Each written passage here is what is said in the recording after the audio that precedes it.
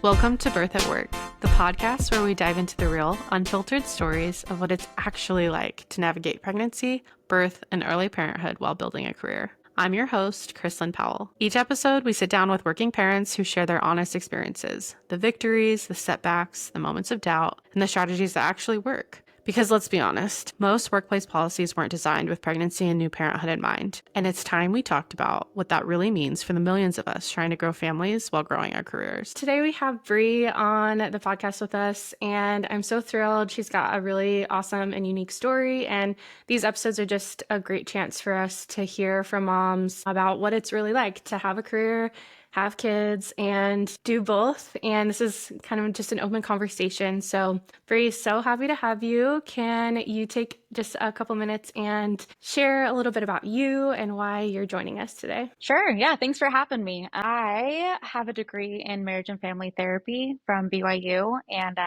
when I graduated, I didn't really know what I was going to do with it. And then I started applying for jobs and ended up in tech. So I ended up at a tech boot camp here in Utah. And I found with like my whole background of like education, it was a smorgasbord of I have a minor in advertising and music, and I'm like, what am I going to do with all of this? Apparently, become an operations generalist. So I currently work as a head of business and people operations at a tech startup. I've really loved working at tech startups. The building phase is like my favorite part of a company when you're building a team, and there's just kind of that chemistry and magic in the air of like finding product market fit and like building the support team and just everybody knows each other. So I've really stuck in that phase of company over the past 10 years. And yeah, that's where I'm at. And then in terms of family, I'm married. I think we're going on 14 years. Yes. Yeah, I'm like, I can't do math that fast. But and I have two little ones. I have a 5-year-old daughter, Isabel, we call her Izzy, and an almost 3-year-old boy, Teddy. So we are nice and busy. I love that. And gosh, just so you've just, introducing yourself have accomplished like so much, have this blossoming family, an incredible career. And I'm so curious if you could start us off with, when you were a little bit younger, let's say go back to college, like as you were finishing up your degree. I think you were newlyweds too around the time that you were going to school. Like what did you envision these years to be like? What did you think motherhood was going to be like? Did you anticipate the career that you have now? And like what has changed? Yeah, it's a funny question because I honestly never anticipated having a career. Like I knew I'd always like do some kind of side job or like I've always loved like running and starting businesses even from when I was really young. Yeah, Ryan and I were early married when we were at BYU, and I just so happened to like he was working while I was finishing my degree, and then we switched. So then I started working full time while he finished his degree at BYU, and yeah, I was working at the second company I was at, and we decided to start trying for a little one. And once we kind of got towards the end of my maternity leave, we sat there and we're like, okay, do we get a nanny? Do we like work hybrid? Like, how do we make this work? Because he had started his career. So, I mean, for somebody who works in operations and likes to have a plan, I was horrible at having a plan for that piece. I just knew that I'm like, hey, I want to have a baby at a company that's going to support me and have like a boss and a team that's going to support like my family growth. And so I did get that. But yeah, me and Ryan had always agreed that like one of us be like a primary caregiver at home.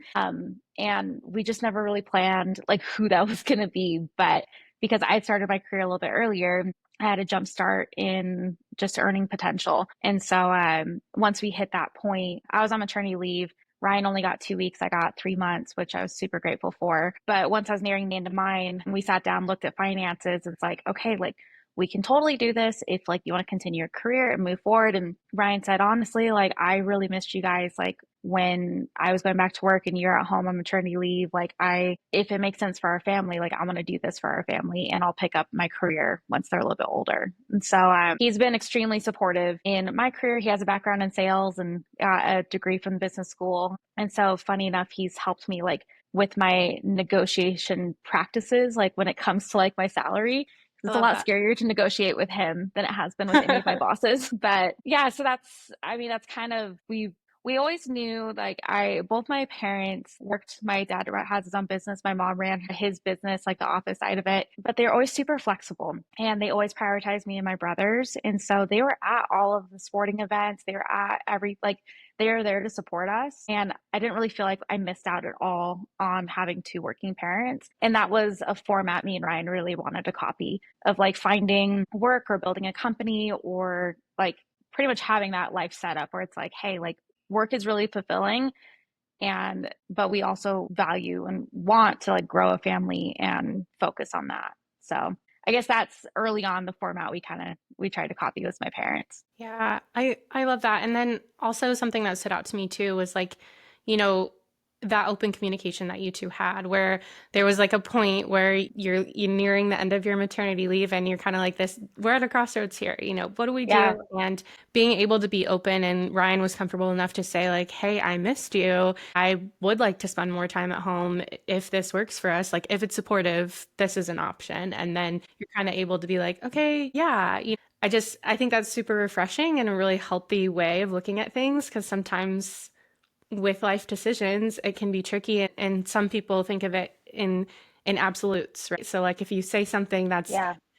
wait, we definitely have to do this or this is scary, but you can think about it in, hey, what if we did this? What if we went down this path? This is how Yeah. I feel about things. It Well, sounds like you really had some open conversations. Well, and that was something too of, I mean, also the being in Utah, you have a lot of stay-at-home moms. And so a lot of my friends are stay-at-home moms and knowing that and like listening to their experience as being the main stay-at-home parent, that's something that I really try to like keep in mind with Ryan, where it's like, hey, he is talking with the kids mostly all day, or it's like he is on that grind of like making food, keeping up the house, that kind of thing, getting them to appointments. And so that's something I'm always bringing to him of being like, hey, like as soon as like you want to branch out and start a business or like he is starting a construction business on the side right now and I'm like hey like luckily like his clients so far they're also like stay-at-home moms and so they're super flexible and they're like hey like we'll watch your little boy while you finish up like installing like the beadboard in our salon or something but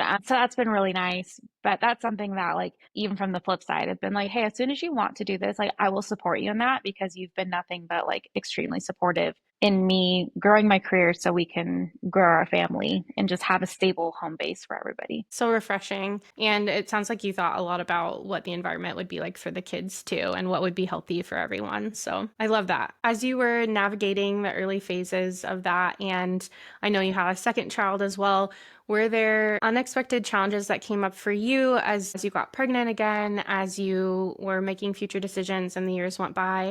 What did that look like? Yeah, we like my with both pregnancies, the last month of pregnancy is atrocious for me. And I know it is for everybody, but I was having contractions like that entire last month. And so of course like being a first time mom, I was at the hospital every week and they're like, you're having contractions. They're not doing anything though. And I'm like, no, this baby's coming like tomorrow. They're like, no, she's not.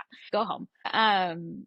So in picking the companies I worked at, like I've worked at, I'm at like 7 or 8 startups over the past decade or so. I really like would look at the leadership and just like the makeup of the team. And especially since I work in a very like male dominated field, I would always look to see like if they're family oriented. Is the team family oriented? Is the leadership?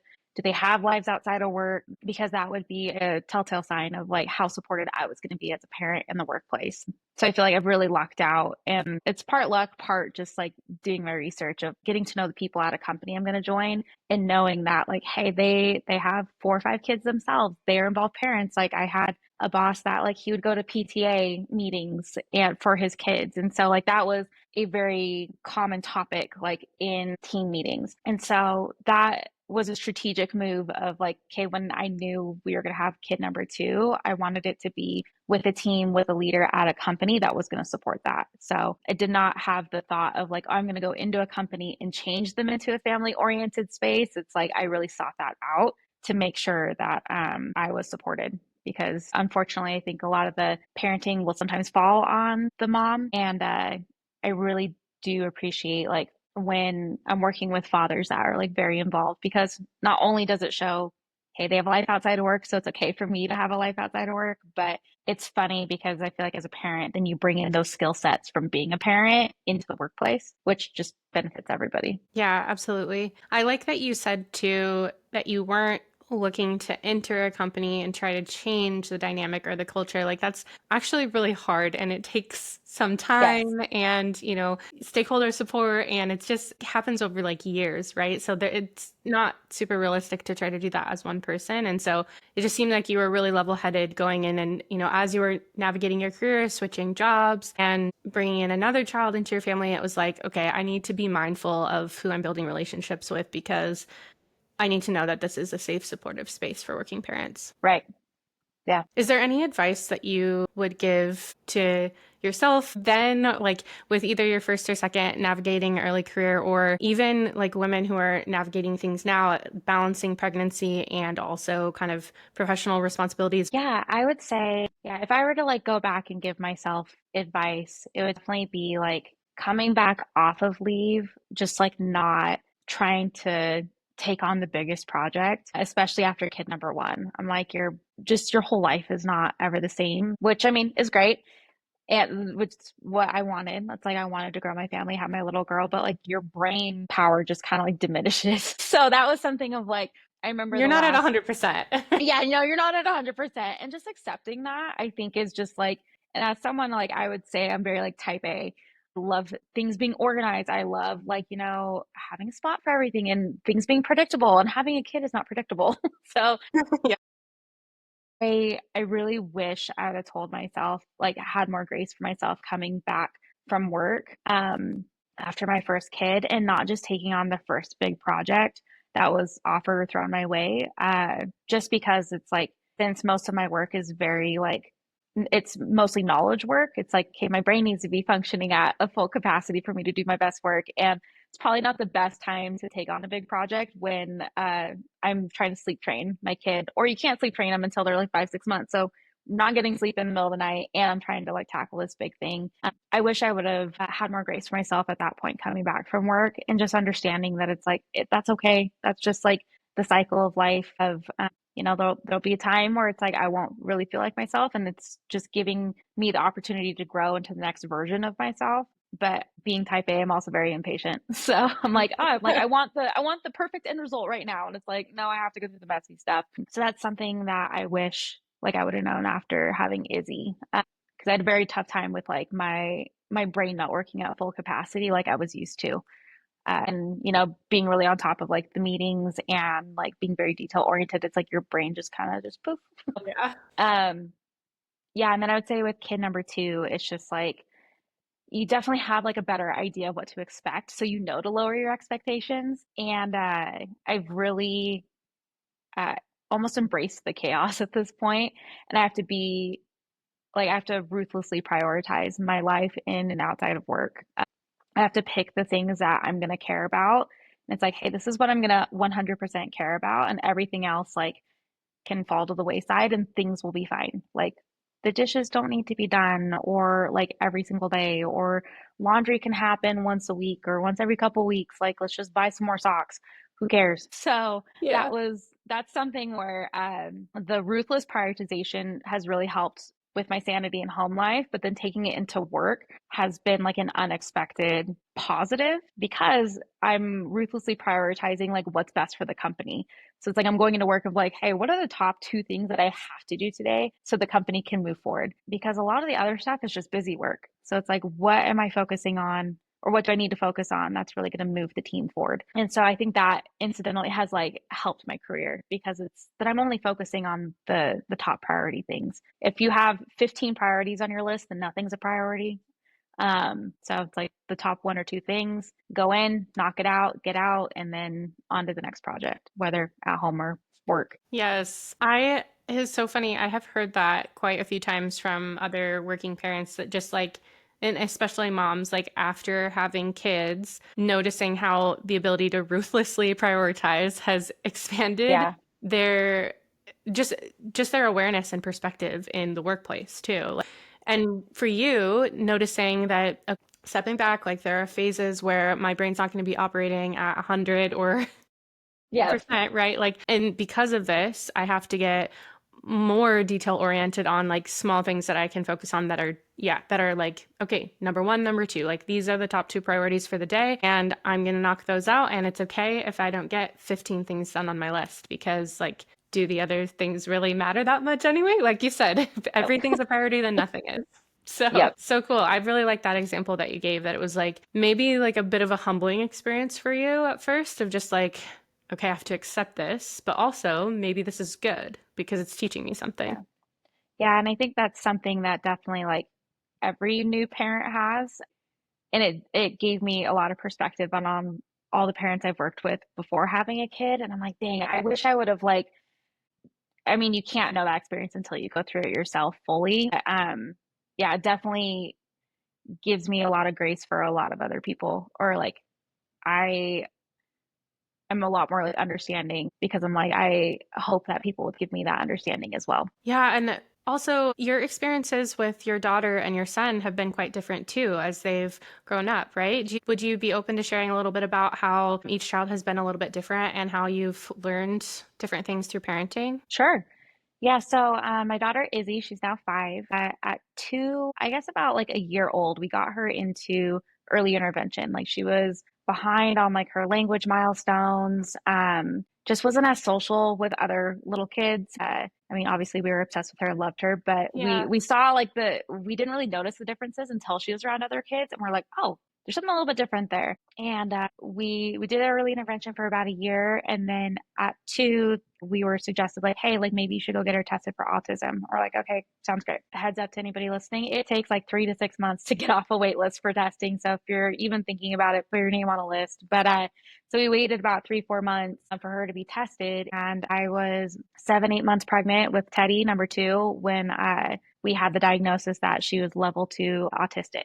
And there's 3 levels, 3 being the most severe or folks who need the most help. Level 1 is people who need some support, but maybe not as much like with life skills as somebody in the level 2 or 3 range. So that was something of, being extremely pregnant, getting this diagnosis. And in that span of a few months, like we had sold our home, we're moving into a new home, we had some family members pass away, like, and I was switching jobs. It was a lot. It was a pressure cooker for sure. But we really threw ourselves into like learning everything we could about like the autistic community, how to best like support our daughter. And so she's been doing different types of therapies over the past few years. We really try to like, what is the best for Izzy? Like, how can we best support her so it's like she can live a full life? She's delayed in like speaking, so it's like she's done tons of speech therapy, and it's just all the small goals that she hits, like we're just over the moon excited. And it's just been so fun. Like, I mean, the first time she ever verbalized "I love you" was when she was 4 years old, and it was at bedtime. And so it's like, okay, like those moments I almost like take for granted with Teddy a little bit. Like with Izzy, it's like it's been like it's just we know it takes her so much more effort to get the words out. And so Yeah. we're always so grateful. But I was grateful of like getting when she was diagnosed. I was working at a company at a startup where most everybody on the team had previously been in the education system, and they had been teachers themselves. And so when I shared that news with them, they had already had a ton of experience like working with like the special education community. And Yeah. so they were able to give me more information to be like, hey, like this is the kind of support you can get through the district or through the state, or like here's what I know about autism. And that was like extremely helpful. Like, and it just made me feel very supported as a parent and as a colleague.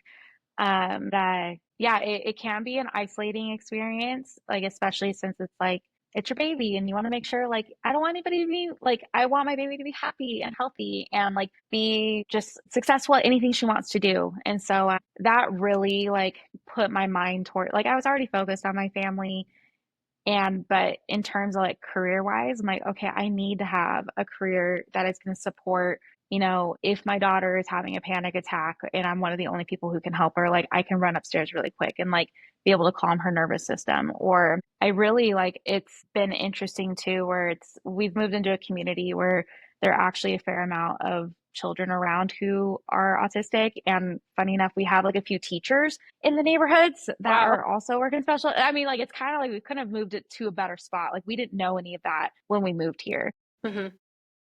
So I've really spent like all the extra time outside of work that I could be using to like do house chores, the things I don't want to do or grocery shopping. I really spend that time and energy building community for, like for myself, but also for my daughter and for our family. Yeah. And that's been like a huge support where it's like, hey, like I want to make sure that like her teachers know that we're there and we will continue any kind of like routine they've established at school. Or it's like Izzy loves to explore. She for whatever she lacks in like speech, she does not lack in physical capabilities. She is like a mountain goat. And so she she can climb anything.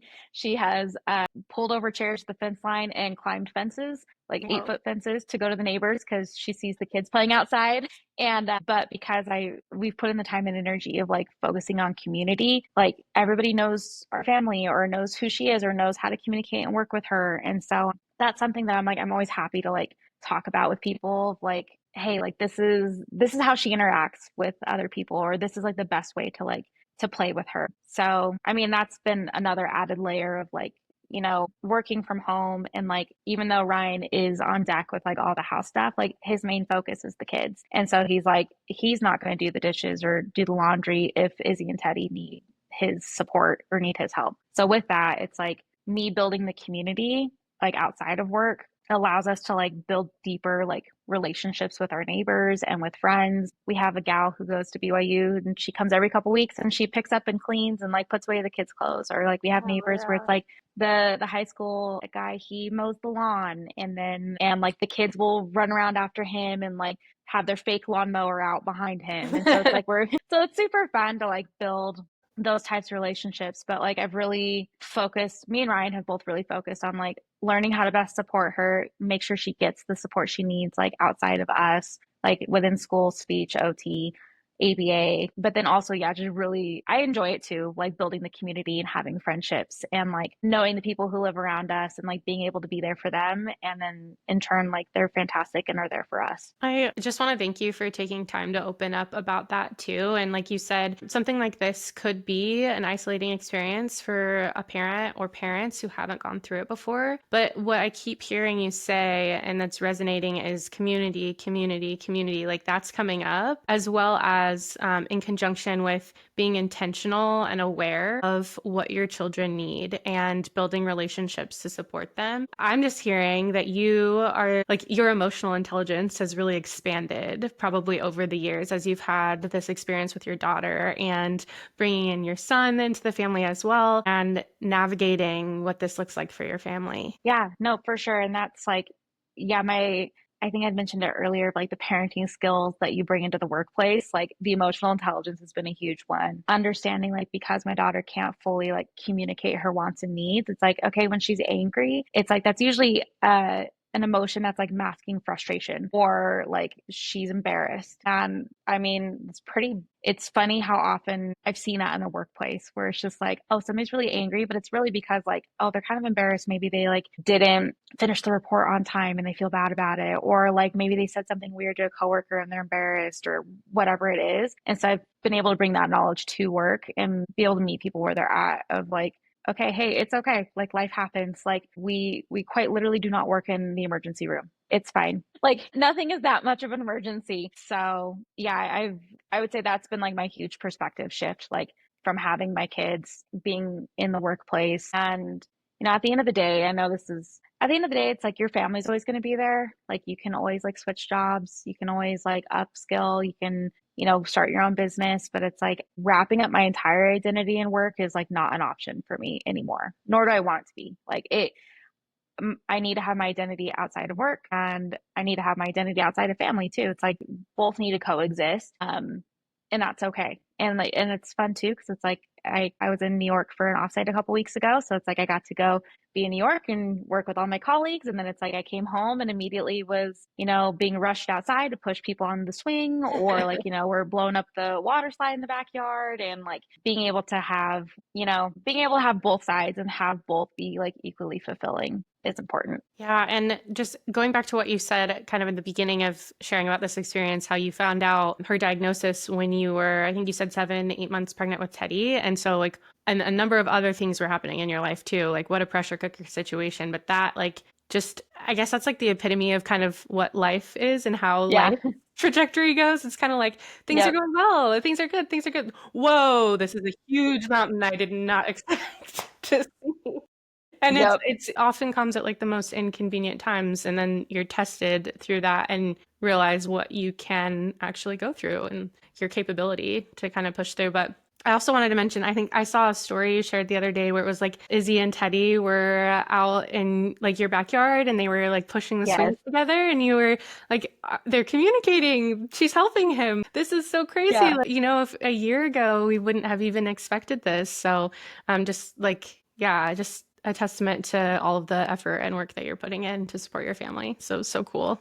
Thanks. No, Yeah. I mean, and um, I love being able to share that with people. Like, first off, it like kind of gives them like a peek into like what our life is like. Like, I've even posted videos of Izzy like wearing her headphones, like if we're at like a church event or something, and people will message and be like, "Hey, like what are the headphones for?" And I'm like, "Oh, it's actually just to like kind of dampen the sound because since she's on the spectrum, like she takes in so much information, it's just overwhelming." And so, this way, it's like she can participate in a way that like is more comfortable for her. And then when she's ready, she can take off the headphones. So I love like people, they'll see that. And then if we're out and about and or if we go to another like, church or community event and she's not wearing the headphones, then they'll comment and be like, "Oh my gosh, she's doing so great. She's not wearing her headphones. Like she's doing fantastic." Or she's playing with this other kid, or she's initiating like the playtime, or she's trying to communicate. Like I feel like that's another piece of like, it is hard to like a little bit be vulnerable and like share that. But at the same time, I love being able to like give that support to other people, receive that support.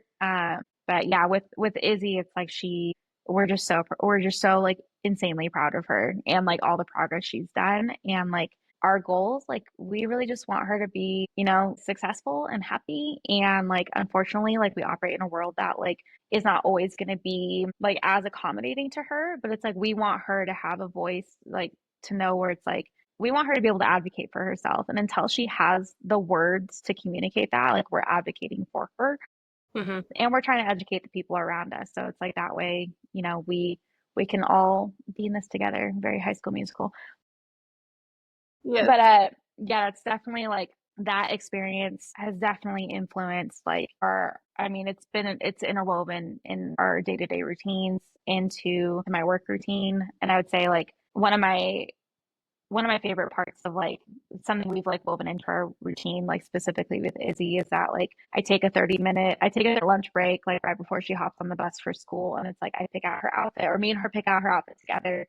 And like I'll sit and brush her hair. And she gets to pick out like what headband she wants to wear and stuff. And like part of it is because poor Ryan only knows how to do like a twist up hair clip situation. But the other part of it too is that it's like I want to have that. I'm like super grateful to have that like moment of connection with her in the family during the day where it's like I pick out her outfit, do her hair, and then we all go sit out on the front porch and wait for the bus to come and I can sit by and she goes and we joke that like she has a full-time job and then I have a full-time job. So then she'll come home and it's a good blend of work and life and I'm just really grateful to like find companies that will support that. Yeah. Yeah. And consistently throughout our conversation, I know you've mentioned a lot about like work-life balance, boundaries, support from the workplace. I'm also curious as far as like your perspective on career success or defining that, like what would make you happy in your career.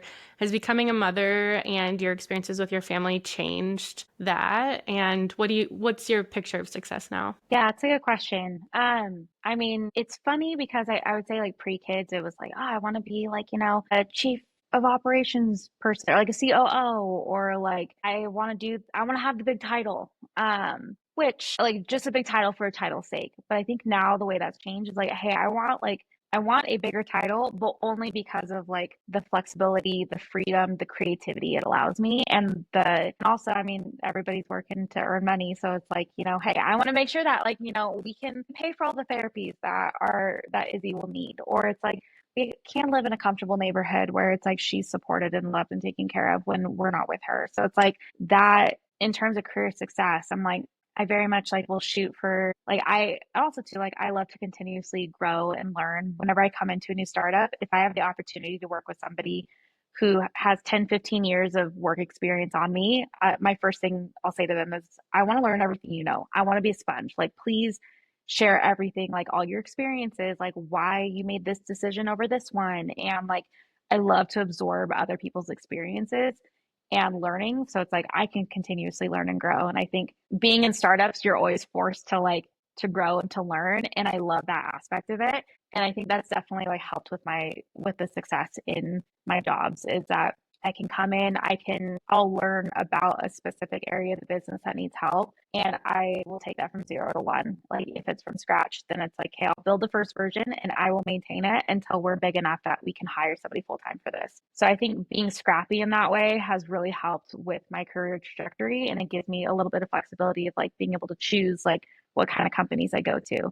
So I'd say success now is, I mean, luckily, like kind of what I'm living where it's like I've grown enough in title to where it's like, like there's still room to grow, but I still have that flexibility to like be with family. And I have the opportunity to like learn from the founders of the business, which at my current company, both of them have built and sold a couple different companies. So it's like I've been able to learn a ton from them. And luckily too, they're both, one of them has 2 kids that are about the same age as my kids. One is a soon to be father. So it's like they are Oh, very much in that parent boat. And so it's like I can connect with them on that as well. Yeah, that's, the flexibility and the ability to be there for my family and like have that fulfillment in addition to work is like my definition of success now. yeah. Yeah, that's really beautiful. And also just hearing you say, that like ambition isn't off the table, right? Because you're a mother. It's like you can still pursue worthy goals, but you're mindful of what those goals and attainment will bring into your personal life too, and how it can strengthen that as well. It's not just like, oh, I'm climbing the ladder because I'm climbing the ladder and competing with other people and I just want to be Yeah, the best. It's like, this is going to bring in more money for my family so that I can support my daughter's therapy and we can, bring in help, like you mentioned, like bring in someone to mow the lawn or clean the house. yeah. And it's also an opportunity for you to learn and grow. So it's like for different reasons, that's why you want to keep moving forward, which is really cool. And has it shifted your approach to leadership as well? Yes, I feel like I think pre-kids I definitely was like I still was a mindful leader. I mean, becoming a parent definitely like increases that tenfold where it's like you truly do not know like what's going on in people's home lives. So like having an understanding around that and then really focusing on like it's that servant leadership. It's as opposed to being like, hey, I'm your boss, you need to do what I'm asking you to do. It's more of a hey, let's a collaborative environment. Let's work on this together. Or what can I do to help support you? Like what kind of like education do you need? What can I train you on? Like here's the base level of like what you like here's some of the trainings. What are you stuck on? Like let's work on it. And that's something like I've built a couple of support teams at my last couple of companies. And so I've had the opportunity to interview and hire a bunch of like support agents and like uh, a majority of them being like young mothers or young women, which has been like super fun That's great. because I'm like you can answer support emails with a baby on your hip. Like you're not on a phone call. It's fine. Like you can multitask in that way. And but it's just really being supportive of your team as opposed to being and like giving them like the guidance and the leadership and the vision of being like, hey, this is the direction we're going. I know that this is your strength. Can you tackle that? I know this is your strength. Can you tackle that? So it's like really getting to know your team and deploying them in a way that like they're going to be successful. So and that's something of like between parenting and team building and leadership. It's like, I'm not going to put Izzy in a spot where she's unsuccessful. Like, she is not going to do okay at a fine dining restaurant with like a bunch of knives and glassware. And like loud noises. Like, she will not be successful there. So, like, I'm not going to put her there. Like, that's not fair to her or me. Like, and in the workplace, it's like, hey, like, I know this person can stretch a little bit this way, but like, I'm not going to put them in something in charge of something that's totally out of left field for them because then they're not going to feel great about themselves. So, um, I think it's definitely like really getting to know people and getting to know their strengths and like where you can kind of push and pull and help them grow is something that like I really enjoy doing and like advocating for my team or my colleagues. For sure. Awesome. I have really enjoyed this conversation and just feel like your story is so cool and appreciate you sharing and being open with us. I do have a couple closing questions here. So, Sure. one being, what gives you hope for working parents moving forward? I know you've talked about supportive work environments and also remote work being a great benefit, but what gives you hope as you move forward? Yeah, I think what gives me hope is like seeing how many of my male coworkers are so involved with their families. Like I don't think I even saw that like when I first was in the workplace, like about 10 years ago, but it's like definitely over the past like 5 years, I've seen an increase in my male colleagues like talking, being open about being like, hey, I'm going to this PTA meeting, or hey, I'm like taking my kid to the ice skating rink, like they have a summer camp coming up, like, or we're having like a small baby like in a wrap, like while they're, teaching a class. I think I mean, shows that it's like, there's a lot more women getting who are stay-at-home parents getting more support from their husbands. But I think for working moms, it really shows like that whole parenting out loud thing of being like, yeah, like I'm not just Bri the operations worker like 24/7. It's like I have this whole life outside of that. And it's okay for it sometimes to cross over. But I think for like the guys that I work with, for them to be doing that, it gives more permission for like the women I work with to be more open about it, because I think unfortunately it's been very much this way for a long time where it's, hey, like if you're a working mom, like don't talk about your kids too much, or don't talk about like how hard it is to find daycare or babysitter. Nobody wants to hear that at work. I feel like now hearing my male coworkers talk about it, it's just really refreshing. And I think that gives us hope where it's like, I forget the statistic. Maybe I'll have to look it up afterwards and correct me. But there's been like a drastic increase of like if you had asked dads in the 80s like what percentage of them had changed a diaper, I think it was like 15 or 20%. And now if you ask dads, it's like 80%. So it's like even Yeah. just in that span of time, the involvement of like fathers changing diapers, which is like the most basic thing with like a kid or a baby. I think that kind of stuff gives me hope. It's like, Yeah. hey, we're all like, it's not just a mom's job, it's a family's job, it's a community's job to like help raise these kids. Yeah, 100%. We need everyone to be part of the conversation. And when dads are more involved and it's like more visible, then that only makes it better for moms too. Um, yeah, and in closing, the last question I have for you is, there anything else that you would like to leave, a working mother listening to this episode and hearing your story? Yeah, I mean, I I'd say the top thing is just giving yourself grace of like you're not gonna be able to do everything, and that's okay. Nobody was meant to do all the things. So if you're a working parent or you're a working mom, like just understanding like, hey, these things aren't gonna get done. If I'm able to, I'm gonna outsource it, or just be okay with it not being done. It's a season of life. Like it's kind of when you have a tiny baby, you think like, oh my gosh, are they never going to sleep through the night? And then it's like you get to a point where you're like, oh my gosh, I forgot the last time that they woke up in the middle of the night. Like now they're sleeping through the night. It's like there's all these like phases, like whatever you're stressed about, like in terms of like child development, it's like for the most part, like they'll kind of grow out of it and they'll grow into something different. So just giving yourself that, like I find myself where it's like I'll give other people a lot of understanding and grace, but I have a hard time giving it to myself. And so being cognizant of being like, hey, it's okay that I don't do all the things. It's okay that I can just sit on the couch and breathe. Like not every like unscheduled minute has to be productive. Like it's okay to just sit and exist. Yes, so relevant. That productivity, that word came to mind as you were speaking. I was like, wonder if she's gonna say it, and then you did. It was like every moment has to be productive. Yes, I wholeheartedly agree. And that's like I've like painstakingly had to learn that too. But Yeah. yeah, so thank you so much, Bree. I've really enjoyed the Yeah. conversation and just really appreciate having you on today. Yeah. No, thanks for having me. I'm really excited to listen to all the other episodes with all the other moms. It'll be fun. A fun little community if you wanted to hear that word one more time. So Yes, community. I love that word too. That's a wrap on today's episode of Birth at Work. If our topic resonated with you, I'd love to hear about it. Connect with me on social or via email. Your experiences and questions help shape future episodes. Remember, you're not alone in this journey of balancing career and family. Every challenge you're facing, someone else has navigated too, and every victory you celebrate, big or small, deserves to be recognized. If you enjoyed this episode, please subscribe and leave us a review. It helps other working parents find these conversations when they need them the most. And if you know someone who could benefit from hearing these stories, please share this episode with them. Until next time, remember, you don't have to choose between your career dreams and your family dreams. You're already proving that every day. Thanks for listening to Birth at Work. I'm Chrislyn Powell, and I'll see you next time.